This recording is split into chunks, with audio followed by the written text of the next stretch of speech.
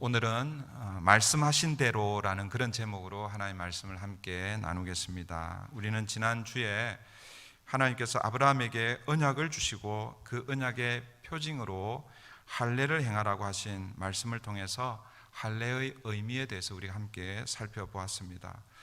오늘 우리가 살펴볼 내용은 할례를 명하신 이후 하나님께서는 아브라함의 아내 사레의 이름을 사라로 바꾸어 주시고 사라를 축복하시며 사라가 아브라함에게 아들을 낳아 주실 것이다 라고 말씀하고 계십니다.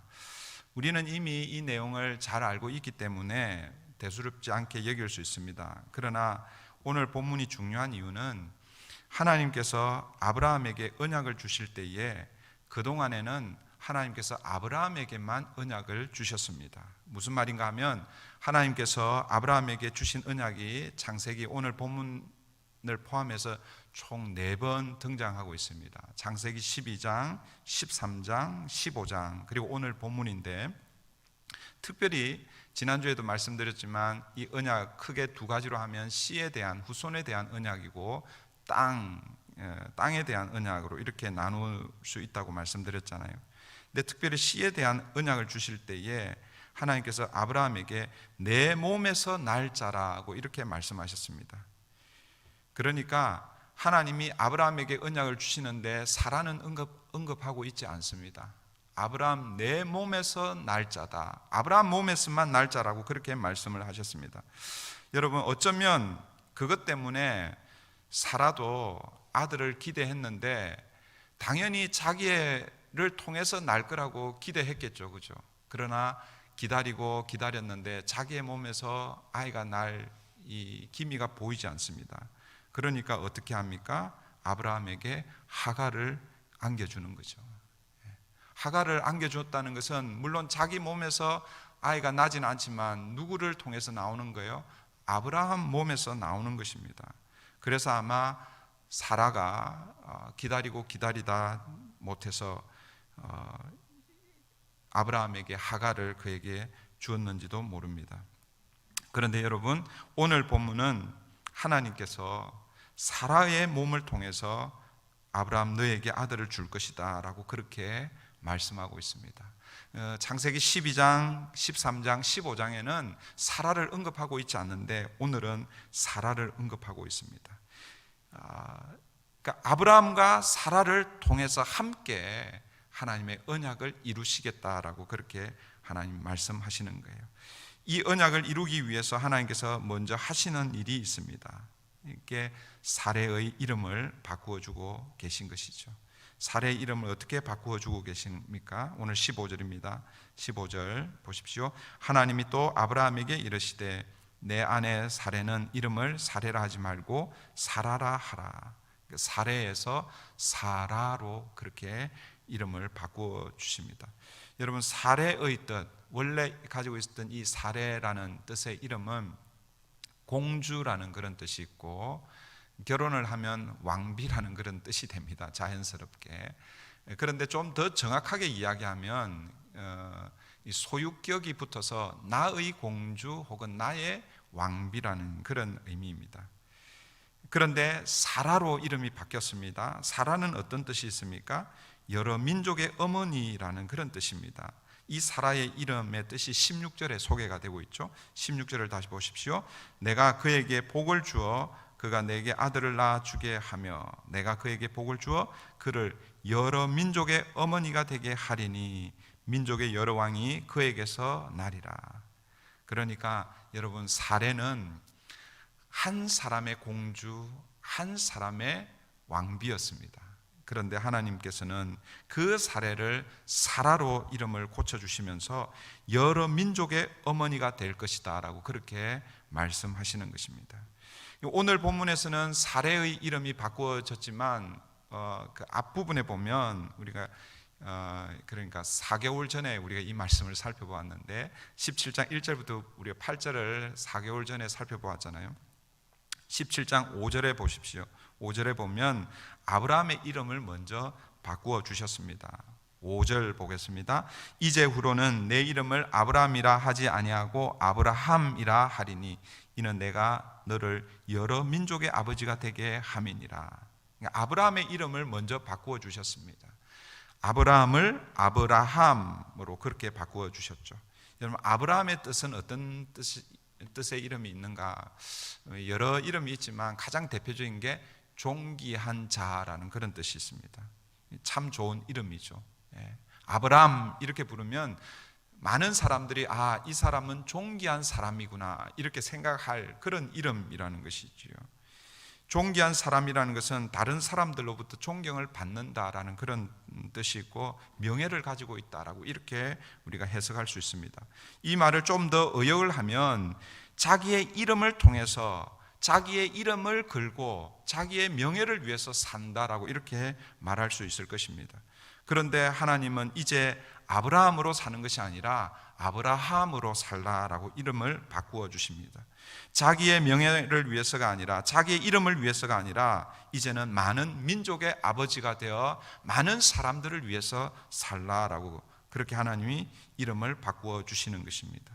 여러분, 아브라함을 아브라함, 사레를 사라로 이름을 바꾸어 주신 것은 이제는 너희들만을 위한 그런 삶이 아니라라는 것을 우리에게 분명하게 보여주고 있는 것입니다. 자기를 위해서, 자기 명예를 위해서, 아니면 누군가에 속해서 그렇게 살라는 것이 아니라 많은 사람을 위해서 사는 존재로 하나님께서 그렇게 아브라함과 사라를 세워주고 있는 것입니다. 하나님이 주신 그 언약의 기초 위에 새로운 지위, 새로운 신분, 새로운 삶의 변화, 거기에 걸맞는 이름으로 바꾸어주고 있다라는 그런 의미이죠. 사랑하는 성도 여러분, 우리도 마찬가지입니다. 우리가 예수를 믿고 나면 우리가 가시적으로 우리의 이름을 바꾸지는 않지만 그러나 우리의 영적 신분과 지위가 바뀌게 된다는 사실을 여러분 잊어버리면 안 됩니다. 그러므로 예수를 믿기 전에는 우리 자신의 이름, 우리 자신의 명예, 나만을 위해서 살았다면, 예수 그리스도를 구주로 고백한 이후 하나님의 자녀가 되었다면 이제는 뭐예요? 다른 사람들을 위해서 내 자신을 드릴 수 있어야 한다라는 것이죠. 다른 사람을 위해서 사는 존재가 되어야 한다는 것입니다. 여러분, 이것이 오늘 저와 여러분이 그리스도인이 되었다라는 참된 의미가 여기에 담겨 있는 것입니다.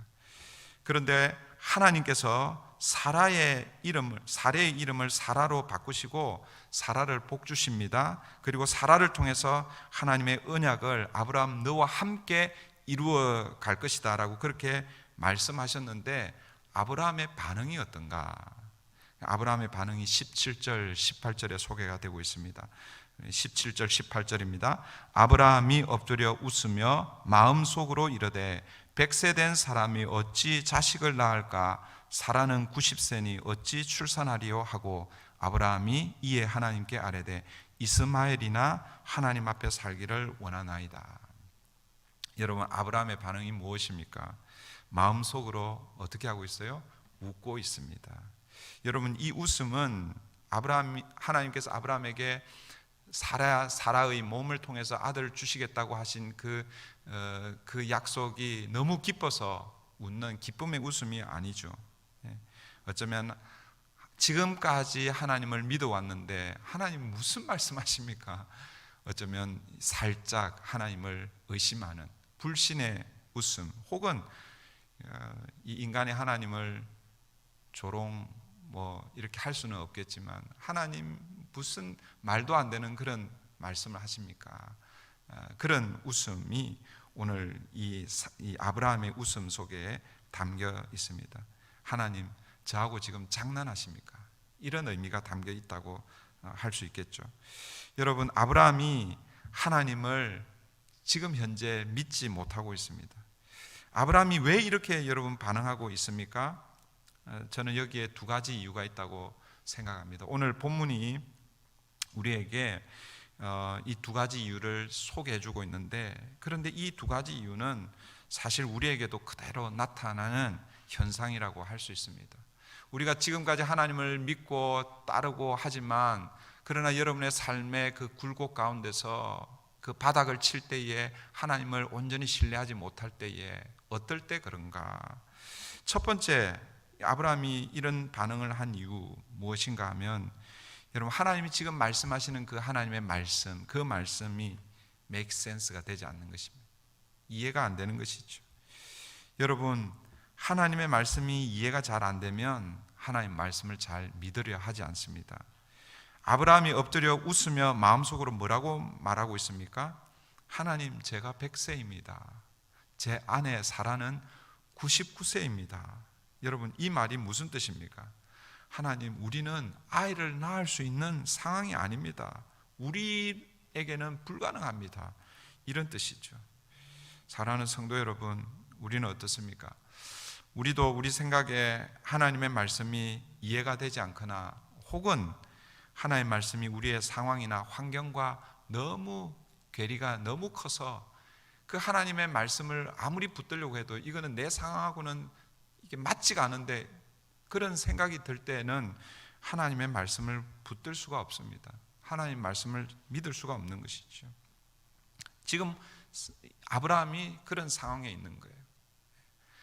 사라를 사라로 이름을 바꾸시고 사라의 몸을 통해서 아들을 주겠다고 말씀하셨는데 이 아브라함 그의 형편을 보니까 도저히 불가능한 것처럼 보입니다. 그러니까 믿을 수 없는 것이죠. 그 웃음밖에 나오지 않는 거예요.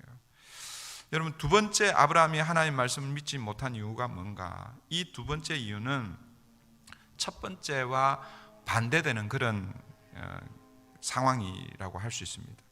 첫 번째는 이해가 되지 않기 때문에 혹은 내가 처해 있는 이 상황, 환경하고 너무 하나님의 말씀, 약속의 말씀과 괴리가 커서 불가능하다고 생각할 때 하나님의 말씀을 잘 믿지 않는데, 두 번째 이유는요, 내게 뭔가가 있을 때에, 내 힘으로 뭔가 할 수 있다고 생각할 때, 내게 방법이 있을 때, 그때 우리가 하나님의 말씀을 잘 믿지 않습니다. 하나님의 말씀을 잘 붙들지 않습니다.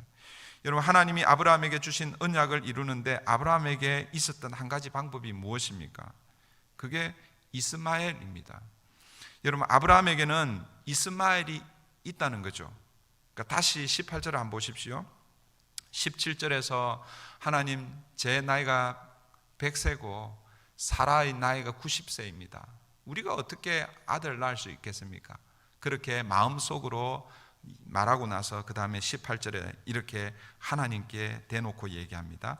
아브라함이 이에 하나님께 아뢰되 이스마엘이나 하나님 앞에 살기를 원하나이다. 이스마엘이나 하나님 앞에서 잘 살았으면 좋겠습니다. 이 말은 하나님 이스마엘이 내 몸에서 나오지 않았습니까? 저의 몸에서 나오지 않았습니까? 이스마엘이 나의 상속자입니다. 이런 뜻이지요. 이스마엘이 이미 내게 있는데 뭘 이해도 되지 않는, 말도 안 되는 그런 말씀을 하고 계십니까? 지금 이렇게 말하고 있는 것이죠. 사랑하는 성도 여러분, 아브라함이 하나님을 믿지 못하고 속으로 웃으면서 이렇게 반응하는 것처럼 우리는 어떻습니까? 우리도 하나님의 약속의 말씀이 우리의 현실과 너무 그 차이, 갭이 너무 커서 이해가 안 됩니다. 하나님 말씀 그거 붙들고 사는 것은 불가능합니다. 그렇게 우리가 반응할 때가 있죠. 하나님, 우리는 안 돼요. 우리 교회는 안 돼요. 우리 교회는 장소가 좋지가 않아요. 우리 교회는 성도님들이 연세가 너무 많이 들었어요. 혹시 이런 마음이 우리 안에 있는지 모르겠습니다. 그러면서 전도해도 안 돼요. 전도를 해보지도 않고 전도해도 안 돼요. 혹시 이런다면 사실은 참 우리 너무 부끄럽지 않을까 생각합니다. 물론 여러분, 전도해도 안 될 수 있습니다. 사실 이번 상반기에 우리 함께 전도하려고 그렇게 마음을 먹었었는데 우리 이 사회적 거리두기 때문에 다른 사람들에게 함께 나가서 할 수 없는 그런 상황에 있는데, 그런데 여러분, 지난주에 제가 말씀드렸잖아요. 방법을 찾으면 방법이 있습니다. 여러분이 기도해 주시고 또 그들에게 카톡을 보내시고 두려워하고 염려하고 있는 그들에게 예수 그리스도 주님이 주시는 참 평안을 그들에게 쉐어하시는 것, 이게 한 방편이 될 수 있습니다. 여러분, 우리는요, 우리의 상황, 우리의 환경을 가지고 하나님의 말씀에 비추어서 그 괴리가 너무 크면 쉽게 포기할 때가 있습니다. 또 아니면 우리는 하나님 이걸로 만족해요. 우리는 더 이상 많은 것 바라지 않아요. 우리에게 이미 이스마엘이 있는데요, 그냥 이스마엘 붙들고 그냥 살겠습니다. 이런 경우가 있다라는 것이죠. 사랑하는 성도 여러분, 거기에서 여러분 깨어나셔야 됩니다. 여러분, 하나님의 말씀이 우리의 환경이나 우리의 상황과 거리가 너무 멉니까? 그러니까 하나님을 붙들어야 되는 것이지요. 여러분, 오늘 하나님은 우리에게 더 큰 은혜로 우리에게 주시려고 하는데 지금 현재 있는 그것 붙들고 만족하며 살지 않도록 여러분의 눈을 열어서 더 큰 하나님의 은혜를 사모하시는 저와 여러분 되기를 바랍니다. 여러분, 이렇게 반응하는 아브라함을 향해서 하나님이 뭐라고 말씀하시는가? 19절 보십시오. 19절 하나님이 이르시되 아니라. 17절 18절에서 속으로 말하고 그 다음에 하나님 앞에 대놓고 이스마엘이나 하나님 내 후계자가 되고 상속자가 되고 이스마엘 그냥 축복해 주십시오, 이렇게 말하는 그 아브라함을 향해서 하나님이 이르시되 아니라. 하나님 분명히 아니라라고 말씀하셨습니다. 내 아내 사라가 내게 아들을 낳으리니 너는 그 이름을 이삭이라 하라. 내가 그와 내 언약을 세우리니 그의 후손에게 영원한 언약이 되리라. 하나님의 대답은 분명합니다. 아니다라는 것입니다. 이스마엘이 아니다라는 것이죠. 하나님은 사라를 통해서 사라가 내게 아들을 낳아 줄 것이다. 그가 너의 후손이 되고 그 아들과 내가 언약을 맺겠다라고 하나님 말씀하십니다. 그러면서 그 아들의 이름까지 여러분 지어주십니다. 그 이름이 무엇입니까? 이삭이라 하라. 이삭이라는 이름을 지어주셨습니다. 하나님께서 아들의 이름까지 지어주셨는데 여러분, 이삭의 뜻이 무엇입니까? 여러분, 신앙생활 하신 분들은 이삭 이름 뜻 정도는 아셔야 되죠. 웃음이라는 그런 뜻이죠. 제가 이 말씀 여러분들 아마 이 말씀 딱 보면서 하나님이 참 얄궂다 이런 생각 혹시 하신 분 계신지 모르겠습니다. 여러분, 왜 하나님께서 아들의 이름을 이삭, 웃음이라고 지어주셨을까요? 저는 여기에 이중적인 의미가 있다라고 이렇게 생각합니다. 첫 번째는 아브라함의 불신앙을 지적하는 것이죠. 아브라함의 불신앙을 꾸짖고 있는 것입니다. 완곡한 표현으로 그렇게 하고 있는 것이죠. 사라의 몸에서 아들을 주시겠다고 할 때에 아브라함이 웃었던 그 웃음은 기쁨의 웃음이 아닙니다. 불신의 웃음이었습니다. 하나님은 이 아들을 이삭, 웃음이라는 이름을 주시면서 여러분, 아브라함이 이 사건을 계속해서 기억하도록 그렇게 하시는 것이죠. 여러분, 아브라함이 이 아들을 보고 혹은 아들의 이름을 부를 때마다 뭐가 생각나겠어요? 이삭, 그러면 뭐가 생각나겠습니까?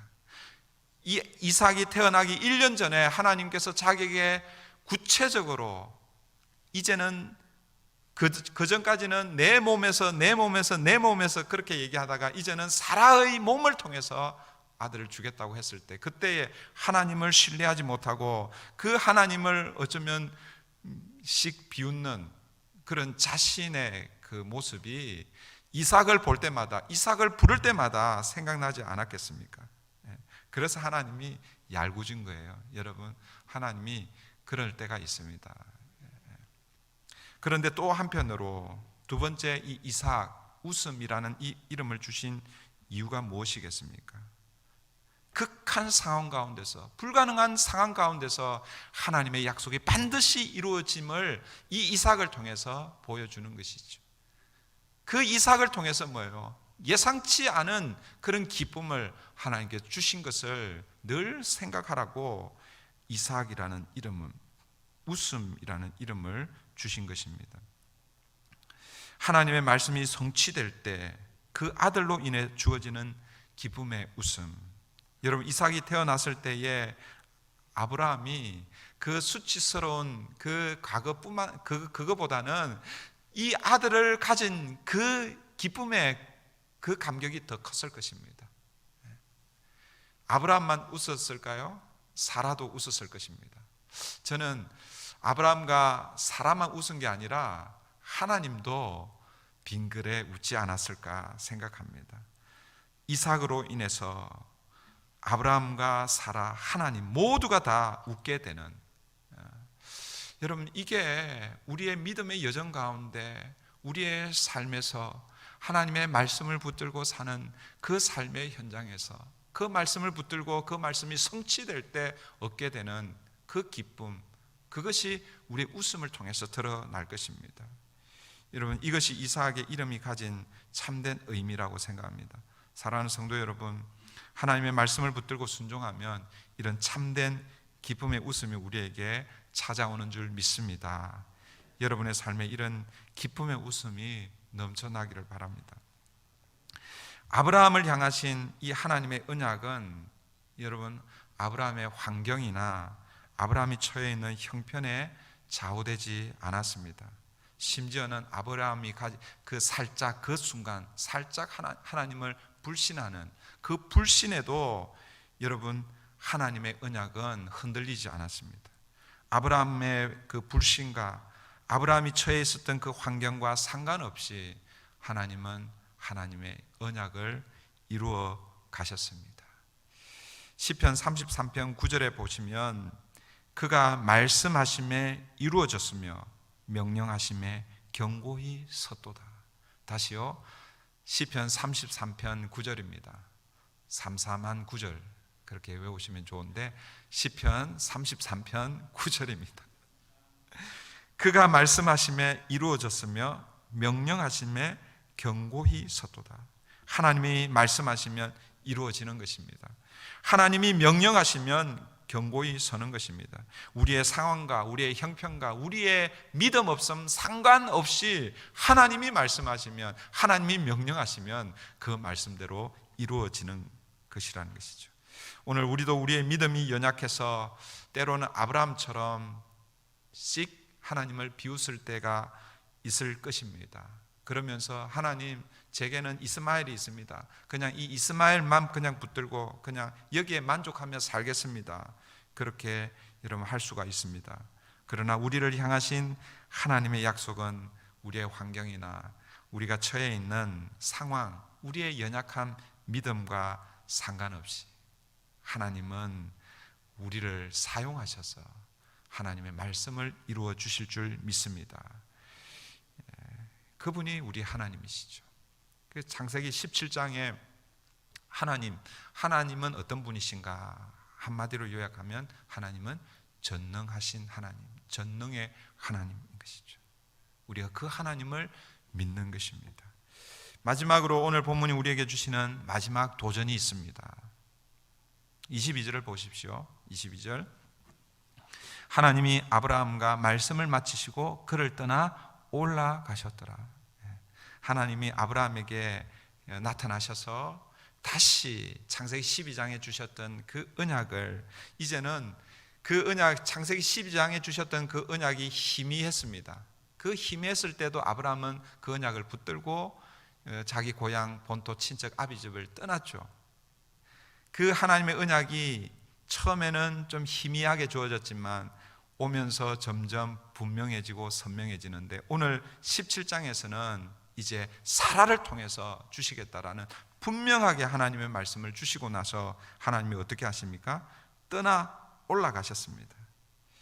그러니까 하나님이 마지막 그 아들에 대한, 씨에 대한 언약을 마지막으로 계시해 주시고 사라져 버리신 거예요. 그러면 지금 현재는 누구만 남아 있습니까? 지금 아브라함과 대화하시던 하나님이 사라졌습니다. 그럼 누구만 남겨져 있는 거예요? 아브라함만 남겨져 있잖아요, 그죠? 그런데 여러분, 아브라함만 남은 것이 아니라 뭐가 또 남아 있는 거예요? 하나님의 언약이 남아 있는 것이죠. 하나님의 말씀이 남아 있는 것이죠. 그러면 아브라함이 어떻게 해야 할까요? 하나님이 말씀하시고 떠나가셨습니다. 아, 하나님이 이제 가셨네, 이제 내 마음대로 살아야지. 그게 아니죠. 하나님이 뭘 남겨두고 가셨습니까?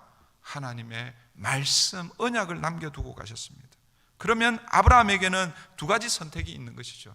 뭐예요? 그 언약의 말씀을 붙들든지 아니면 또 그냥 살든지, 그 언약의 말씀에 순종하든지 아니면 그 말씀과 전혀 상관없이 살든지, 이것이 아브라함에게 남아있는 선택입니다. 그런데 아브라함이 어떻게 하고 있습니까?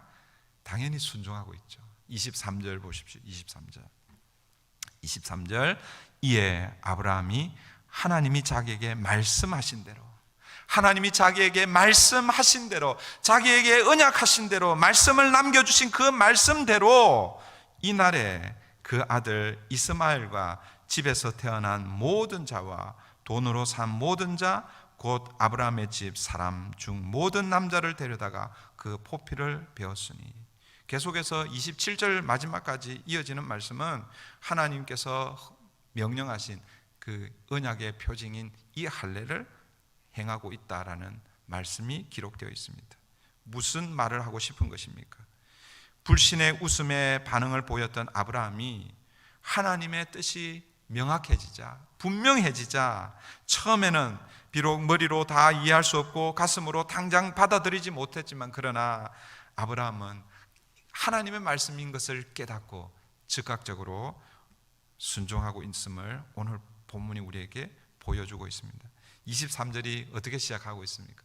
이에라고 그렇게 시작합니다. 하나님께서 말씀을 남겨두시고 떠나 올라가셨습니다. 그 다음에 뭐 이어지는 게 이에. 여러분, 이에라는 이 말을 영어로 보면 더 분명합니다. 영어로는요, on that very day라고 이렇게 말씀하고 있습니다. on that very day, 바로 그날 얘기하는 거죠. 하나님으로부터 그 말씀을, 언약을 다시 확인받았던 바로 그 순간에 하나님의 뜻이 분명해지자 어떻게 하는 거예요? 지체 없이 하나님 말씀하신 그 할례를 받으라 말씀하신 그 할례를 행하고 있다라는 것입니다. 여러분, 창세기 12장에서 하나님께서 아브라함을 처음 부르실 그때에도 그는 즉시 그 말씀에 순종합니다. 이에 아브라함이 여호와의 말씀을 따라갔고, 그리고 우리가 앞으로 또 살펴보겠지만 22장에 가면 하나님께서 이렇게 어렵게 아들을 주셨는데 이 아들 이삭을 어떻게 합니까? 내게 바치라 그러잖아요. 번제로 내게 바치라 그럽니다.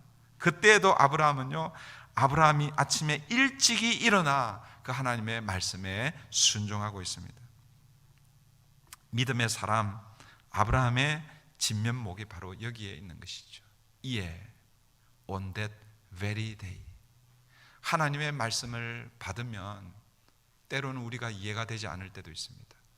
나하고 상황이 너무 거리가 커서 순간 하나님 불신할 수 있을 수 있습니다. 그러나 여러분, 하나님의 말씀이 분명하게 우리에게 다가올 때, 그때 이에 on that day, very day, 하나님 말씀을 순종하고 있습니다.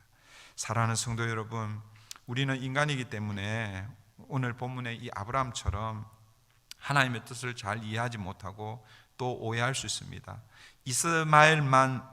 이스마엘로 만족할랍니다, 이렇게 우리가 말할 때도 있을 것입니다. 그러나 여러분, 주님의 뜻이 무엇인지 분명하게 드러나면 그때는 더 이상 지체함 없이 순종하는 것, 이것이 여러분 하나님이 우리를 향해서 원하시는 것, 여러분 그것을 기억하시면 좋겠습니다.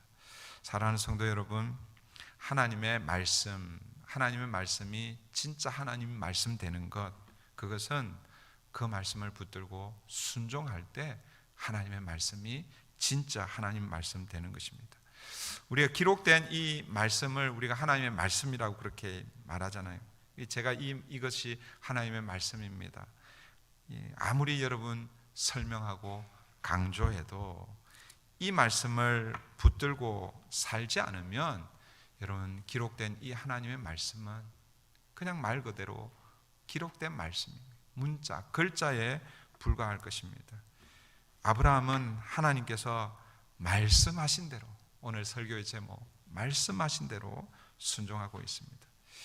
말씀을 맺겠습니다. 여러분, 한 목사님께서 어느 교회에 부임하셨습니다.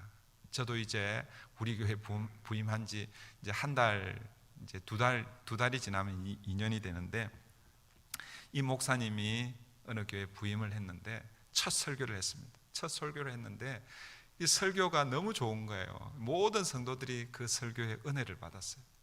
그래서 성도님들이 그 다음 주에 또 이 목사님이 어떤 말씀을 주시나 기대하고 그 다음 주를 기다렸습니다. 그 다음 주에 기대하는 마음으로 예배에 참여했는데, 여러분, 그 목사님이 지난주에 했던 설교를 또 똑같이 반복하는 거예요. 이 성도님들이 처음에는 좀 의아해했습니다. 그렇지만 두 번째 똑같은 설교를 듣는데도 은혜가 되어서, 우리 목사님이 무슨 의도가 있겠지, 뜻이 있겠지 생각하고 그 다음 주를 기대하고 있는 거예요. 그런데 그 다음 주에도 뭐예요? 똑같은 말씀을 하시는 거예요. 그 다음 주에도 한 달 내내 똑같은 말씀을 계속해서 반복하는 거예요. 둘째 주, 셋째 주까지는 기다렸는데 넷째 주 그때는 성도들이 그냥 폭발하기 시작했습니다. 그래서 교회 리더들, 소위 장로님들에게 가서 성도님들이 불평을 털어놓습니다. 그래서 할 수 없이 당회 장로님들이 목사님을 찾아와서, 목사님, 왜 처음 오셔서 전했던 그 말씀을 이렇게 두 번도 아니고 세 번, 네 번 계속해서 반복하십니까? 성도님들이 화가 났습니다. 그렇게 목사님에게 따지니까 목사님이 이렇게 대답하는 거예요.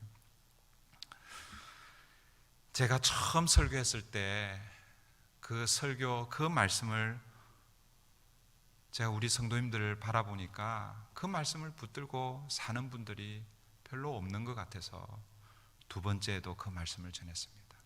두 번째 그 말씀을 전하면 좀 사람들이 변할까 생각하고 기대했는데 여전히 하나님의 말씀과는 상관없이 사는 것을 보고 세 번째, 네 번째 그렇게 설교했습니다. 그렇게 목사님이 말했다는 거예요. 여러분, 순종을 강조하기 위해서 만들어진 이야기일 수 있습니다. 그런데 여러분, 일리가 있습니다. 사랑하는 성도 여러분, 비록 우리의 머리로 가슴으로 이해가 잘 안 되더라도 하나님께서 말씀하셨다면 말씀하신 대로 순종하며 사는 저와 여러분이 되어야 될 줄 믿습니다. 그런데 이런 분들이 계세요. 하나님 말씀 순종하며 살려고 하는데 하나님 뜻이 뭔지 잘 모르겠어요. 이런 분들이 계세요. 여러분, 하나님의 뜻은 크게 두 가지로 나눌 수 있는데, 첫 번째는 드러난 하나님의 뜻이 있습니다. 그러니까 이미 우리가 아는 하나님의 뜻이죠. 그걸 영어로 하면 known will of God이라고 이렇게 할 수 있습니다. 그러니까 하나님의 드러난, 밝혀진, 이미 알려진 뜻이라고 할 수 있죠. 그 다음 또 한 가지는 반대의 개념이죠. unknown will of God, 아직 알려지지 않은 하나님의 뜻입니다. 그런데 여러분, 우리는 이미 알고 있는 하나님의 뜻에 대해서는 별로 관심이 없습니다. 그리고 우리에게 관심은 뭐예요? 제가 이 비즈니스를 하면 성공할까요? 아니면 내가 어디에 투자를 하면, 이런 데 관심이 있는 것이죠. 여러분, 하나님의 뜻은 그런 곳에서 하나님의 뜻이 드러나는 것이 아닙니다. 사랑하는 성도 여러분, 하나님의 말씀에 순종하고 싶습니까? 그렇다면 이미 여러분이 알고 있는 그 하나님의 뜻을 붙들고 사십시오. 여러분에게 이미 하나님의 뜻이 너무나 많이 알려져 있습니다. 항상 기뻐하라, 쉬지 말고 기도하라, 범사에 감사하라. 이는 너희를 향하신, 그리스도 예수 안에서 너희를 향하신 하나님의 뜻이다 말씀하셨잖아요. 서로 사랑하라, 용서하라, 용납하라. 사랑하는 성도 여러분, 이미 우리에게 주어져 있는 이 하나님의 뜻을 붙들고 살면 하나님께서는 감추어져 있는 하나님 뜻을 우리에게 다시 밝혀 드러내 주실 것입니다. 오늘 저와 여러분이 아브라함처럼 하나님 말씀하신 그 말씀대로 살아갈 때에 이삭 웃음을 주신 것처럼 그런 기쁨을 우리에게 허락해 주실 줄 믿습니다. 여러분, 믿음의 여정은 다른 게 아닙니다. 우리가 믿음의 여정, 믿음으로 산다는 거 다른 게 아니죠.